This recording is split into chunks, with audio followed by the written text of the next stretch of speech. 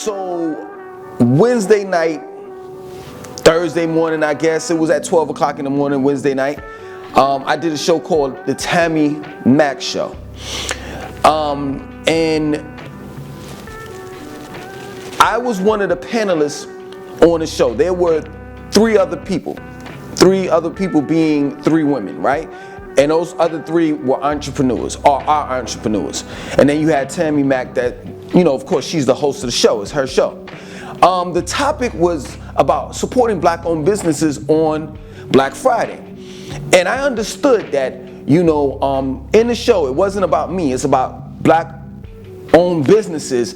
And my take, as well as the other people that were there, you know, for us to get out our opinions and our take on black-owned businesses and support them on Friday, or Black Friday rather. And I think that the show went fairly well. I think everybody held their own. I really overall don't have a problem with the show. If they asked me to go back on the show, you know, I would definitely do it again. You know, but the only problem that I had, which is not really a big problem because I have my own platform in order for me to express my opinions more. The only problem that I did have is that I wasn't able to point out everything, or rather say everything that I wanted to say, you know, on the show. That I felt that was important. You understand? So I'm doing that now, you know, on my platform. So this is the video, and these are the things that I was going to address in the Tammy Mack Show. I wasn't able to do it because we didn't have, you know, that enough time, and you know, everybody had to, you know, they had their own opinions and pointers that they wanted to point out, and I get it. You see what I'm saying? But this channel is on me, so I wanted to say that on the Tammy Mack Show, but I'm saying it on my show, on my channel rather. So, should we support black-owned businesses on Black Friday? Yes. And I say yes if they are professional, if they're responsible, if their product or service works, and they practice perfect customer service. Yes, we should. I think we're at the stage now where we should drop that black-owned business title because it has a positive and negative stigma to it. And the reason why I say that it has a negative stigma to it is because now you have people outside of our race that's really making money off of that. Just like the Black Lives Matter. The slogan Black Lives Matter. Like, people are always making, and I'm not going to be in specific, I'm just going to say people are always making money off of our pain and suffering. So we need to just drop that black-owned businesses, and just be the face of your business. If they see that you're a black person, they'll support you. Other than that, you don't have to continue to say that you're a black-owned business. All you have to do is put yourself in the marketing and advertising of your specific business, and they'll see it. Whether it's in commercials, whether you're holding your product in your hand. Let's say, for example, it's toothpaste, and on the box of the toothpaste that it came in, you're holding the product like this, and it's like you're brushing your teeth. They'll see that it's a black product. They'll see that. And I know what y'all gonna say. Well, Old Navy or Tide has black people in their commercial, but that doesn't necessarily mean that they're black. I get it. Make yourself known. Say CEO and owner of such and such and such. Other than that, we need to drop this black-owned business shit. We just do. Because I don't see why it's really needed. As long as you put yourself out there and you let people know that you are the founder, the CEO, the creator, and you're responsible for this specific product, they already know that you're black-owned because you're black. And you're an owner. And it is a business. You don't have to continue saying this. Networking. This is what's most important. This is imperative that you network.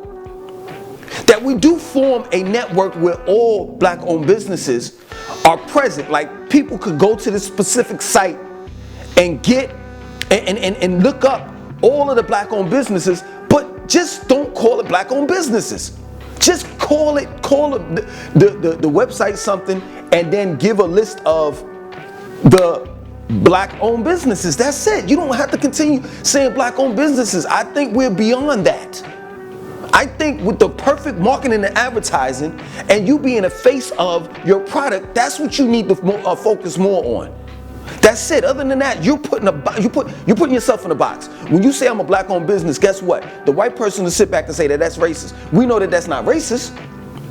We know why we're calling it that. But he or she will think that way, and they won't support your business. Let me tell you something about business. Regardless of whether you're white or you're black, as long as you provide a superb service, or the product that you're selling is well to do, it's up to par, people are gonna buy your shit and patronize you regardless of whether you're white or black. So your focal point needs to be more on your marketing and advertising of the specific service that you're providing, or the product that you're providing, and the product and the service, making sure that that's up to par. If that is up to par, boys and girls, on Friday, spend your money on these specific businesses. But if it's not, then don't. And I can't tell, we gotta stop telling black people how to spend their money, where to spend their money at. Because black people gonna spend their money where they wanna do it, how they wanna do it, and they have every right to. If you go out that door, you see what I'm saying? If I go out that door right here, I know y'all can't see it. If I go out that door every day and I generate money, I have every right to spend my money on wherever I want to spend my money at. You can't dictate nothing. You can't tell me what to do with my money.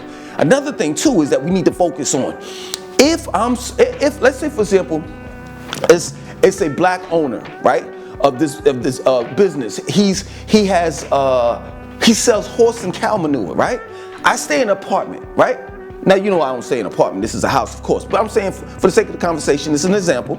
I stay in an apartment, right? I live in an apartment. What do I need with cow manure and horse manure? I'm not going to just buy it because he's black and I'm trying to help him out. I have no need for it. Black people are suffering as we speak. We're losing our jobs. We're dealing with this COVID-19. Our kids are out of school. So now we got to find a babysitter, because for some, I'm not trying to be funny, but it's just the truth. For some, public school is a free babysitter. You don't have to pay the public school for the child to go to the public school. So that's a free babysitter. But now that they're out of school and they have to be homeschool, you know what I'm saying, via satellite, you know, on the internet or whatever, Zoom, whatever way that they're educated, they have to be at home. Now this parent, single mother that's trying to raise her children, plural, has to now find a babysitter for these kids. And now, at the end of the day, you want to tell a black person to patronize a black business that has products that they don't need? If I'm living in an apartment, what's the need of me having cow manure and horse manure? So the first thing, the next thing is, you have to be able to sell a product that I need. And now that we're dealing with COVID-19, right? A lot of, they mentioned it in the Tammy Mack show that a lot of businesses, I think it was 40%, I think she said, a lot of businesses, black-owned businesses, are shutting down. Go figure. Because if that service didn't survive COVID-19, or that particular product is not going to survive COVID-19, guess what? It's going to shut down. Black-owned businesses are going to shut down. Let's say, for example, if you have a mom and pop's record shop, and this is prior to COVID-19, if mom and pops is selling CDs, well, you can get a digital download of that same CD. And you can download it onto your phone. What need do you have of a physical copy of a CD? So what I was trying to say in on the show is, a lot of the black-owned businesses are, I'm not trying to be funny, outdated. We are living in another how can I say it? We're living in a different world. A different world. I seen it coming. I used to sell bootleg movies and CDs. I'm not proud about it. I don't have a problem with telling people about my past, especially when I'm trying to educate people. I used to sell bootleg CDs and movies, right? I saw it coming. One day, I was booming, boom, boom, boom, boom, boom, selling CDs, da, da, da, da, da. I was making mad money, right? Next day, fell off. Why? Because Napster. Now they had MP3 players. Now, you know those bulky CDs, those jewel cases that the CDs came in? People are like, man, I'm not buying all of these CDs, and I got 10 CDs, and I gotta put them all in my car, in my glove compartment. They too bulky. All I gotta do is hook my MP3 player, and I think the first iPod was coming out, hook that up to a computer, and download thousands of songs into this one cube. I seen it, and I said, I'm out. I'm out. I'm not gonna name no names. I'm not gonna fly off the ringer like that. But you got a lot of people right now that's still selling bootleg movies and CDs in the hood, and don't even realize why they're not making any money. Because your business is outdated, and you have to get with the signs of the time. And this is what I was trying to say on the video. You have a grocery store called Amazon Go. Look it up. You walk in and you scan your app. That's all you do. Throughout the remainder of your grocery store trip, inside Amazon Go, you're just picking up items that you want or need. You walk out of the grocery store. There are no employees inside the grocery store. You get your receipt via email. This is where we're at right now. Right now, Uber Eats is working on autonomous cars, autonomous driverless cars that can drive themselves. When you go to Wendy's or McDonald's, these different fast food restaurants, they have kiosks where you could type in, okay, I want a large fry, big kiosk. I want a large fry, I want a hamburger with lettuce, tomatoes, pickles, and I want a chocolate milkshake. And they'll give you the price, and you'll take your card and you'll swipe it. And then once it's done, your name is called. It's on the board, and your name is called Langston 2092. Pick it up. You have Postmates that's working on, and it's now a 5-mile radius that they can have this robot travel, right? That's in the makings of having it's called electricity autonomous delivery robot. Little robot that can deliver your food to you. All of these entry-level jobs are being taken away because of robots. Robots are taking over. You have warehouses that have manless forklifts. And this is what I'm trying to express on the show that I didn't have the opportunity to express on the show. All our jobs being taken from us. So what do we have to do? We have to go to Silicon Valley. We have to, if you can't beat them, join them. We have to have high-tech businesses created. We have to be into automation. And this is what I'm saying. We don't have time to repeat the same businesses that we've constantly repeated for decades. Oh, I'm gonna open up a barbershop. Oh, for real? Well, I'm gonna open up a nail salon. Oh, for real? Oh, I'm gonna open up a soul food restaurant. And that's crazy to me.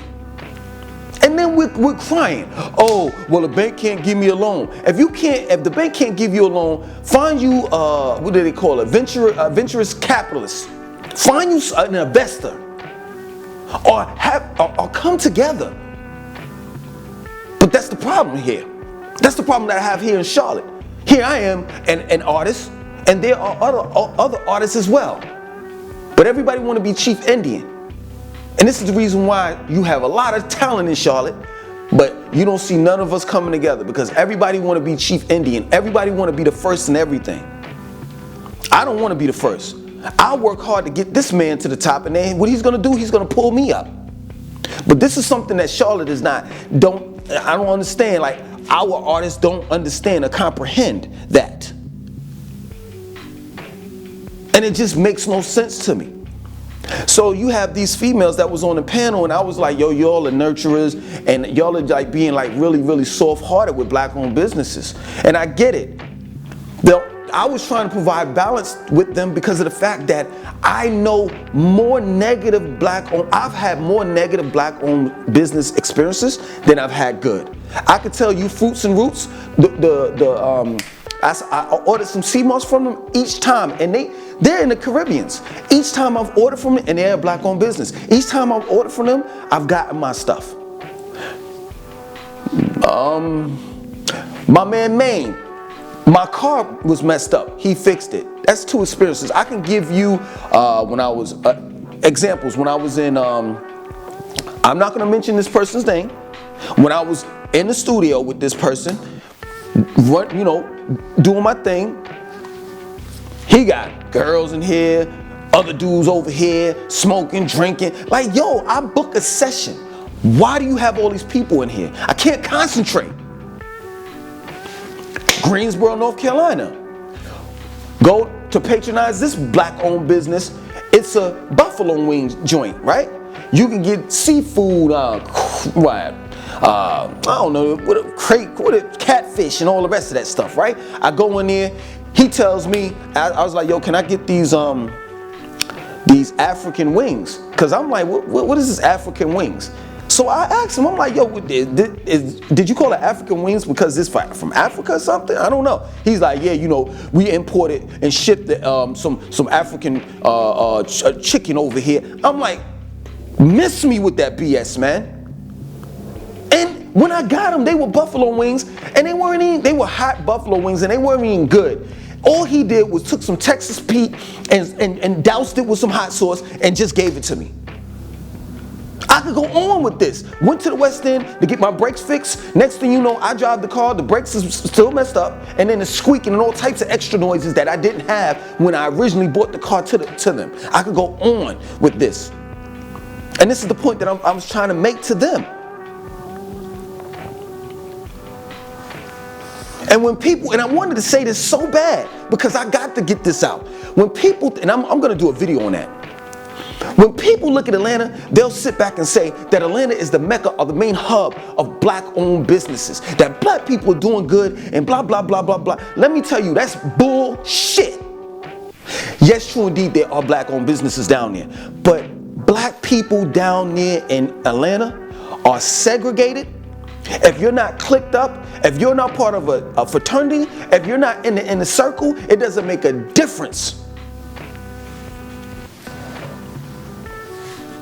It doesn't make a difference what you're trying to do. You're not going to get ahead down there. People are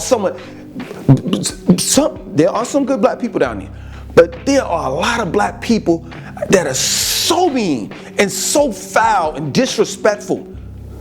That crabs in a barrel mentality is damn for sure that down there in Atlanta. If you're not clicked up, if you're not segregating yourself, if you're not part of a fraternity or in a circle, then you're faking it.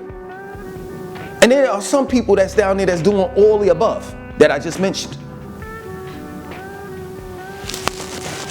And it bugs me out. But when I say that I'm not going to support black-owned businesses unless y'all get your shit together, guess what? I'm the bad guy. But I mentioned this in on the show. The same accountability or the same way you want to hold me accountable for when I say I don't support black-owned businesses, you need to hold the churches that's in the hood. You need to hold them accountable. Do the black churches support black-owned businesses? You need to hold the China man that owns the Chinese food in the hood. Do the China man support black-owned businesses? You need to hold the Italian man that has pizza parlors in the hood. Does the Italian support black-owned businesses? You need to hold the Koreans accountable that has beauty supply stores as well as nail salon stores in the hood. do the Koreans support black-owned businesses? And this is the point that I'm making. This is the reason why I had to put this video out. And then overall, black people need to mind their own business. Literally. Like, I'll give you an example. This is going to be some hood example, but I think it's a good example. The fist pump. First and foremost, we came up with that. That is ours, right? We should have wrote that. We should copyright every dance move and everything we do. We should make sure that we own everything we do and everything we create, invented on paper. Legally, we own it. That fist pump, right? I seen a politician do that on TV, and it angered me. Because we're responsible for that. And everybody's doing that. We did it. The hood did it. Let me tell you something, man. I'm gonna get y'all up out of here, and it is gonna be what it is. You understand? Like, I miss the hood. I'm not gonna even lie. I haven't lived in the hood in years. I miss it. Even when in the very beginning, when I got out of the hood, I still came back because I was selling bootleg movie CDs, oil, incense, and I was still, doing my thing with the hood rats. I miss the hood. You want to know why? Because if it's anyone that support black-owned businesses, it's the lower class. When I'm in the hood, if I was in the hood right now, I could get me a PS5. I know I could. Off the rip. It's just one common rule, one code that we have in the hood. You never ask where that person got it from. That's none of your business, as long as you got it though. I bought socks in the hood. I bought Pampers in the hood. I bought some of everything, and there have been times where I didn't even have to give this man or woman cash. We just exchanged. We did a barter system. Oh, yo, you need some movies? I got you.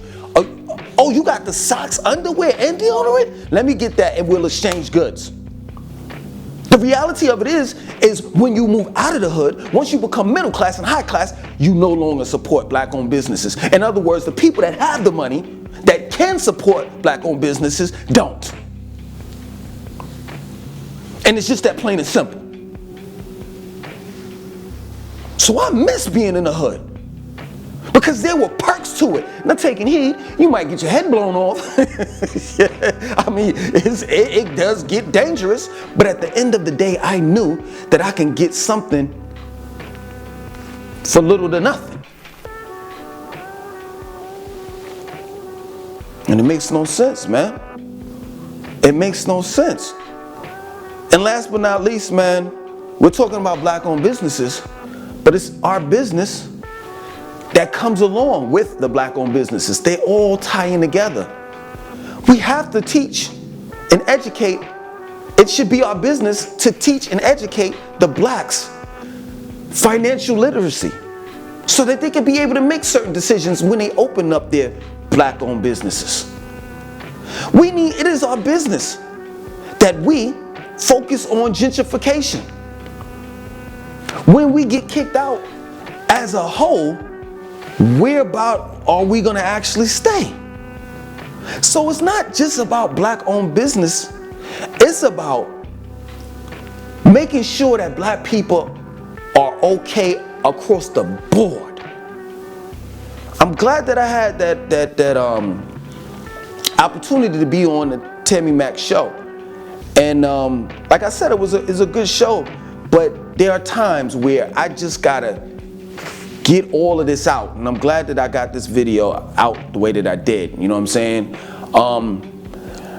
I'll probably put this on both channels, but I'm definitely gonna do that Atlanta video and talk about black-owned businesses in Atlanta and how black people conduct themselves in Atlanta, because I'm tearing down this myth. Atlanta's not no black Mecca. Atlanta people may stick together, but I know for a fact people that are not from Atlanta don't. Other than that, I want y'all to like, comment, subscribe. Definitely share this video.